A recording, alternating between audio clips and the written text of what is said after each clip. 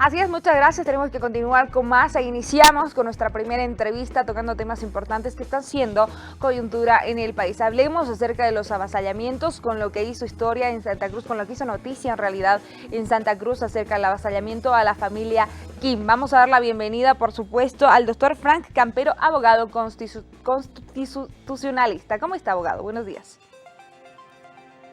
¿Cómo están? Muy buenos días, muchísimas gracias por la invitación, un gran saludo a todos los televidentes, bueno, para hablar acá sobre temas inherentes a la coyuntura nacional, preocupación nacional y bueno, pues nosotros prestos y gratos por la invitación. A ver, doctor, comencemos por el principio, valga la redundancia. ¿Qué significa avasallamiento? Bueno, de acuerdo al Código Penal, avasallamiento es directamente, para que la misma población nos pueda entender, mediante un abuso de confianza, mediante la amenaza, mediante la violencia, mediante la coacción, mediante actos irregulares, es ingresar a un predio parcial o totalmente, de manera abrupta, de manera violenta, a un predio del Estado, a un predio privado, sin ninguna autorización absolutamente, y tiene una pena privativa de libertad de 3 a 8 años. Inclusive la ley 477, existe una ley especial 477, la cual establece y protege y regula inclusive el tráfico de tierras con relación a repercusiones y resultados de un avasallamiento. Así que un avasallamiento es un delito en el cual está inmersa la violencia, en el cual está inmersa el abuso de confianza, la amenaza, y obviamente se le quita la potestad momentánea de la posesión al propietario, ya sea estatal o ya sea privado dentro del país. Doctor, muy buenos días. Walter Ocio los saluda. Un placer entrevistarlo en este caso con este tema que hace coyuntura sin duda. Estamos viendo y se han certificado hasta 208 casos de avasallamiento. ¿Por qué la gente estaría incumpliendo esta normativa? ¿Será momento de readecuar la normativa vigente que tenemos? ¿Y cuál es esta, por favor? Mi querido Walter, muy buenos días. Bueno, nosotros hemos visto durante todo este tiempo diferentes procesos de avasallamiento, sin ir muy lejos, acá en la ciudad de La Paz, nomás por Lojeta, Bajo, Alto Lojeta, en el cual se han imputado a personas, se han acusado a personas, se han ido a juicio a personas, pero ¿cuál es el problema latente del cual tú dices? Es el tema de falta de políticas de acceso a tener una propiedad privada o acceso a tener una tierra, y el tema principal de aquellos que tienen justamente la propiedad como corresponde, la no utilización de las mismas por esa parte. Pero esto no es óbice para que exista gente que pueda ingresar a tu predio de manera violenta sin tu permiso. No puede haber personas que en este momento puedan ingresar a un bien inmueble, el cual sea estatal o sea privada, y puedan hacerse justamente de estos elementos por el tema de amenazas, por el tema de violencia. No se llega, querido Walter, lastimosamente a una sentencia condenatoria, porque lastimosamente se tiene que individualizar a las personas que cometen estos delitos, decirles día, hora, año, lugar, cómo, dónde se habría cometido el delito de avasallamiento. Así que son esos dos pilares fundamentales. Primero, el tema de faltas de política con relación a distribución de tierras. Y obviamente, segundo, el tema de no poder particularizar, individualizar a estas personas que cometen estos delitos, y obviamente quedan en la impunidad por esa parte, inclusive llegan a cometer delitos de homicidio porque acaban con la vida de una persona por la violencia y vehemencia directamente que utilizan estas personas para poder ingresar a un predio, construir ahí viviendas clandestinas y hacerse de este bien. Y obviamente el Estado tiene que sentar soberanía con relación a la policía boliviana para que estos acápites no sigan ocurriendo en el país. Bien, doctor, después de lo explicado desde su punto de vista, ¿cómo cree que están manejando las autoridades este tipo de situaciones? ¿Están aplicando la normativa, aplicando la ley, de pronto siendo un tanto permisivos, un tanto tajantes? ¿O también el caso tendría que hacerse un poco más visible, como el caso de la familia Kim en Santa Cruz, para que, claro, las autoridades se pronuncien? ¿Cómo lo ve esto?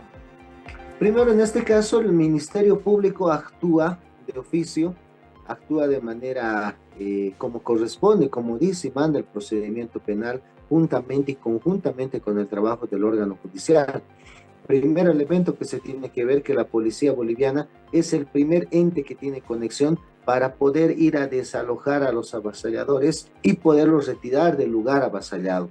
Una vez que toma conocimiento el Ministerio Público, da parte al órgano judicial, el órgano judicial emite una resolución al respecto. La Fiscalía emitirá su imputación formal, su acusación formal, pero hay un límite. Hay un límite en el cual hay un vacío dentro del delito de avasallamiento, conforme a la ley 477 también de tráfico de tierras. Es el punto de poder individualizar y particularizar a los que han cometido estos delitos. Si ustedes pueden ver en imágenes, pueden ver el tema de los avasallamientos correspondientes, vemos una multitud de personas que no sabemos quiénes son, sus nombres completos, si realmente han ingresado, han cometido ese delito, y la falta de particularización, individualizar estos sujetos, porque para que la sentencia establezca de manera constitucional que tú has cometido un delito y te tenga que imponer una sanción o una pena, te tiene que decir cuándo lo has cometido, cómo lo has cometido, dónde lo has cometido, qué es lo que tú has hecho, porque no tenemos que hablar de manera abstracta. Una sentencia tiene que ser particular, individual, fundamentada y motivada. Caso contrario, estaríamos hablando de una sentencia totalmente anómala, de una sentencia inconstitucional. Ese es el primer obstáculo óbice que se tiene en los juicios, porque nosotros los hemos vivido. Hemos tenido que estar del lado de los avasalladores, hemos tenido que estar en contra de los avasalladores, porque ese es nuestro trabajo en sí, y básicamente el problema radica en esa individualización y particularización. La policía hace su trabajo, tiene que redoblar ese esfuerzo. Segundo, el Ministerio Público hace su trabajo, pero lastimosamente los insumos hacen que tengan un límite correspondiente, y este tema de avasallamientos, si bien los van a sacar a los avasalladores, queda en impunidad porque no existen sentencias condenatorias ejecutoriadas que estén cumpliendo con la pena de 3 a 8 años de privación de libertad. Y bajo ese contexto acá son temas de hecho. Como el avasallamiento es un acto en el cual repercute y es resultado de un hecho violento, porque la justicia investiga hechos, y bajo ese mismo contexto se tiene que individualizar a estas personas para poder tener una sentencia y poder sancionar a estas personas que cometen estos delitos. Caso contrario, vamos a seguir en lo mismo, hablando cada año sobre el tema de avasallamientos, porque saben ellos que no existe una ejecución de la sentencia hacia ellos. Y ellos tienen conocimiento, y el órgano legislativo tendrá que complementar estas normas para ser mucho más eficaces antes de que cometamos más delitos y antes que se cometan delitos que priven la vida de las personas en estos actos violentos de avasallamiento. Doctor, aunque suene un tanto redundante, precedentes condenatorios no existen, precedentes liberatorios, si existe la palabra, recientemente se han podido ver en el caso de las Londras. Esto siembra sin duda algún tipo de jurisprudencia, precedentes negativos en caso de la normativa. En este caso, la emisión de una sentencia tiene que establecer la veracidad y la seguridad de la comisión de un delito. Si te pueden acusar a ti, querido Walter, de un delito de violación, un delito de feminicidio, un delito cualquiera por esa parte, se tiene que tener la certeza que tú hayas cometido el delito. Si no hay la certeza, si no existe la precisión, hay un principio constitucional que es la duda razonable, el principio de inocencia. Si la justicia ve y los administradores de justicia no tienen la suficiente o el suficiente convencimiento para poder emitir una sentencia condenatoria, porque te van a privar de tu libertad, de lo más preciado que tiene el ser humano, si no hay una certeza efectiva y las pruebas no son contundentes, lo que la norma establece y los principios básicos del Código Penal, del procedimiento penal y del derecho penal establecen, si existe duda razonable, la duda razonable se inclina en favor del acusado. Es decir, si el acusado no está siendo acusado de manera objetiva, con pruebas claras y fehacientes, y existe duda, entonces lo que te aconsejan es no condenarlo, liberarlo y absolverlo. Entonces, esto es un tema netamente del ámbito penal, es un tema netamente del ámbito constitucional, porque así establece. Muchos dirán, pero él estaba ahí, yo lo he visto. pero si no hay pruebas testificar, no hay prueba documental, no hay prueba pericial, ¿en qué se va a apoyar una sentencia para poder condenarlo? Y si no hay prueba efectiva, la justicia lo que tiene que hacer es inclinarse, y lo que manda la doctrina es inclinarse directamente a favor del acusado, del imputado, porque no podemos sentenciar a una persona de la cual tenemos duda de que haya cometido un delito o no. Entonces, básicamente estos elementos son los que priman en el delito de avasallamiento, poder individualizar y particularizar la participación de una persona en este delito correspondiente. Bien, doctor, ahora vayámonos del otro lado, de los avasalladores. Bueno, claramente son personas que no tienen algo propio y ven estas grandes extensiones de terreno, la posibilidad de tener una vivienda propia y claro, que no tengan alguna función social, ¿es suficiente para poder tomar algo por la fuerza, algo que es ajeno? No, para nada. No es un atenuante no tener una tierra para tomar por la fuerza, mediante la violencia, terrenos ajenos que a uno no le corresponden. Por lo cual no existiría ese atenuante de decir, no, yo he ingresado a esta propiedad porque no tengo terrenos, no tengo dónde trabajar, no tengo dónde vivir. No existe ese atenuante, es decir, no existe ese justificativo para que una persona pueda establecer de que haya cumplido o haya cometido este delito de avasallamiento.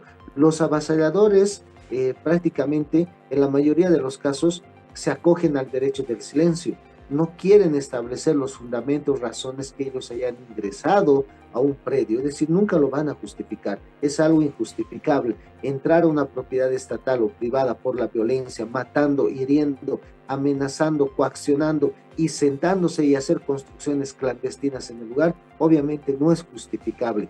Lo que a ellos sí les beneficia es que en su momento la justicia y los dueños de los predios se conforman simplemente con sacarlos del lugar, cercar el lugar y estar ahí seguros en su propiedad privada, más nada. Es decir, no les interesa llegar hasta el fin del asunto y los dejan ahí tranquilos. Es la misma suerte que corren estos avasalladores en decir, a ver, ingresaremos, probaremos. Si realmente nosotros les ganamos en el miedo, les ganamos en la fuerza, si lo dejan esto, no hay mayor problema, va a transcurrir el tiempo y nosotros consolidamos nuestra posesión. Pero en realidad, si el dueño logra sacarlos, el dueño solamente llega hasta sacarlos nada más, ya no quiere meterse más en problemas con estos señores, porque además estos señores tampoco son pues trigo limpio y obviamente andan amenazando, andan coaccionando y lastimosamente estas personas solamente logran sacarlas a los avasalladores y hasta ahí terminó el tema. Básicamente ese es el inconveniente, por eso es que no llegamos hasta sentencias condenatorias y nadie cumple una sentencia por avasallamiento en nuestro país por esa parte. Doctor, para ir erradicando el desconocimiento de la población, avasallamientos, ¿qué otros delitos de tráfico de tierra existen en el país que se van dando? ¿Y cuál es la gravedad justamente de estos, por favor? En este caso, justamente la ley 477 establece el tema de que existen avasallamientos con la finalidad de traficar tierras, con la finalidad de vender tierras. Nosotros sabemos que tierras fiscales no se pueden vender, no se pueden comercializar y obviamente existen estas personas que existen los avasalladores que ingresan violentamente a un predio para tener una propiedad, para poder vivirla. Otras ingresan para poderla trabajar y otras ingresan para poderla comercializar de manera ilícita. Entonces, bajo ese contexto, la misma ley prevé estos elementos del tráfico de tierras, prevé el tema de esta ley especial con relación a que una persona no puede traficar, comercializar, no puede realizar actos de comercio con tierras que no son de uno, y más aún si pertenecen al Estado plurinacional, y más aún si pertenecen a una propiedad privada, porque lastimosamente se estaría cometiendo un concurso de delitos, teniendo víctimas múltiples, teniendo inclusive la gravedad del tema de quienes están incumpliendo por esta situación y obviamente está normado y está penado por nuestro Código Penal y en particular por la Ley 477, la cual establece y protege el tráfico de tierras por ese lado. Doctor, y en este caso te queda totalmente eliminada la frase que normalmente los avasalladores dicen, que la tierra es de quien la trabaja. Evidentemente, ante la ley no es así. Ha sido un placer tenerlo, doctor. Gracias. Muchísimas gracias a todos ustedes. Dios los bendiga. Tengan un bonito día.